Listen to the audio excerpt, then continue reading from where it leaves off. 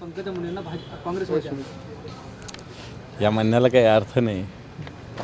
त्या सहज बोलले असेल पंकजाताईन, उगाच लगे इमिजिएट लगे त्याच्यावर रिॲक्शन करणं याला काही अर्थ नाही असं माझं मत आहे. ते बोलले असतील एका, त्याला काय नाराजी किंवा जी काही पंकजाताईंनी व्यक्त केली असेल म्हणून काय लगेच पार्टी सोडायची असं थोडी असतं.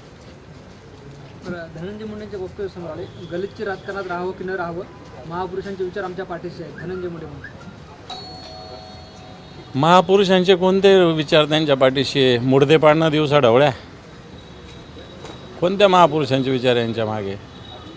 हां, त्याच्यामुळे मला असं वाटतं ज्या पद्धतीनं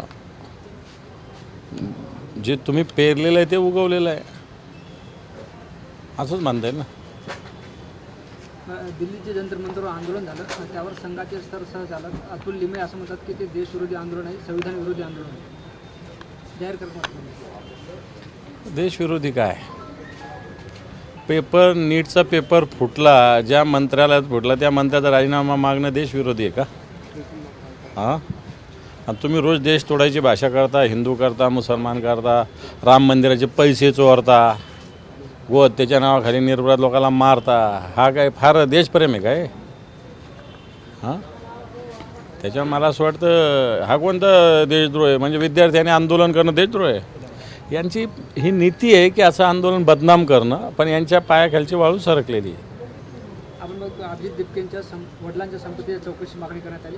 तेव्हा दिपके असं म्हणतात की मोदींनी त्यांची डिग्री दाखवावी, मी सगळे दाखवतो. बरोबर सांगितलं ते. मोदीची डिग्री बोगस दाखवलेली आहे, म्हणजे देशाच्या पंतप्रधानाची डिग्री बोगस दाखवली जाते आणि ते बाकीच्या लोकांना बोलतात, याला काय अर्थ आहे का? सर हिंदी में मराठी म्हणा. जिल्हा परिषद मुख्यमंत्र्यांचा वाढदिवस झाला, जिल्हा परिषद अधीक्षक जे आहे त्या जिल्हा परिषदेच्या आवारात बॅनर लावले आणि विशेष म्हणजे राजस्थानचे राज्यपाल हरिभाऊ बागडे यांचा फोटो सुद्धा भाजपने सोबत. माझं मत असं आहे, जिल्हा परिषदेच्या भिंतीच्या आत कोणत्याही राजकीय पक्षाचं बॅनर लागलं कोणत्याही कार्यालयात, हे शासनाचं शासकीय कार्यालय आहे, पक्षाचं नाही. त्याच्यामुळं मुख्यमंत्री म्हणून देवेंद्रजीचं लागलं असेल तर काही हरकत नाही, पण त्याच्यात भारतीय जनता पार्टी असेल तर ते चुकीचं आहे. हरिभाऊ नानाचा सुद्धा फोटो आहे भाजपाने. हरिभाऊ नाना राज्यपाल आहे, ते काय भाजपचे नेते थोडी एका राज्याचे राज्यपाल आहे ते. पण आता लोक टाकतात. परंतु माझं मत असं आहे की या जिल्हा परिषदेच्या कंपाऊंडच्या बाहेर तुम्ही काही लावा परवानगी घेऊन, पण या कंपाऊंडच्या आतमध्ये कोणत्याच राज्य म्हणजे आमच्याही लोकांनी असेल तर बिलकुल लावलं नाही पाहिजे, असंच माझं स्पष्ट मत आहे. सर हिंदी, राम मंदिर में पैसों की हेराफेरी के बाद अब सिद्धि विनायक मंदिर में से 18 करोड़ रुपए की दान पेटी में से 18 करोड़ रुपए की हेरफेर होने की बात सामने आ रही है. ऐसा होगा तो उसकी इंक्वायरी होना चाहिए.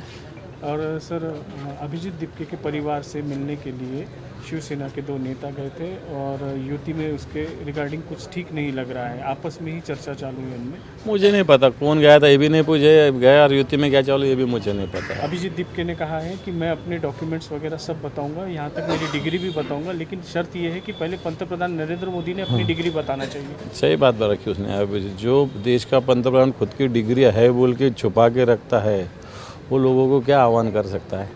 अभिजीत इसके अलावा आरएसएस के सर सहकार्यक अतुल लिमये ने छात्रों के रिगार्डिंग बयान दिया है कि उन्होंने देश विरोधी जंतर मंतर पर देश विरोधी काम किया है. क्या देश विरोधी क्यों ना? नीट के पेपर फूट रहे, 23 लाख लोगों का भविष्य का प्रश्न है, देश में हर जगह पेपर लीक हो रहा है, वो देश विरोध है क्या? राम मंदिर की पेटी, राम मंदिर का चढ़ावा तुम चुरा रहे, ये देश विरोध नहीं है? ये नहीं देश विरोध? जगह जगह हिंदू मुसलमान झगड़े लगा रहे, ये नहीं देश विरोध? सही बोलते ये देश विरोध है. देश विरोध है तो ये लोग है.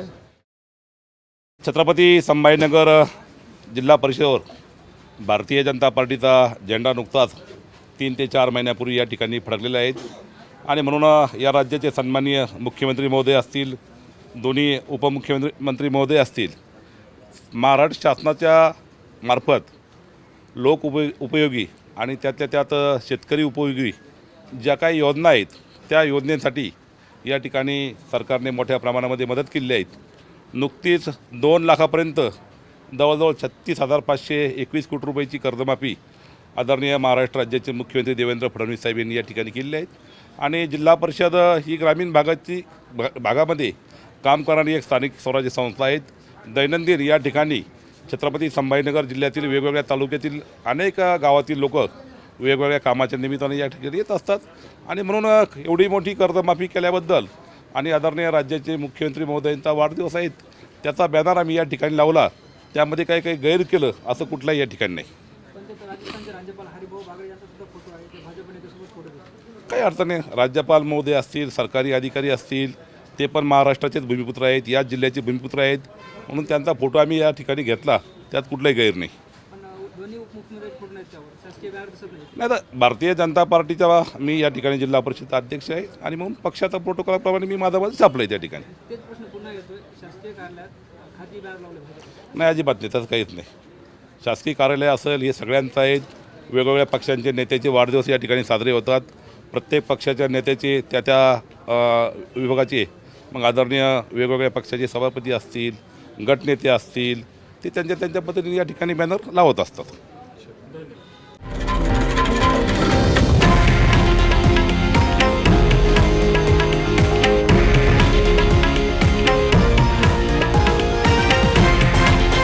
हे आहे देशातील नंबर 1 न्यूज नेटवर्क आणि आपण पाहत आहात TV9 मराठी, एकमेव.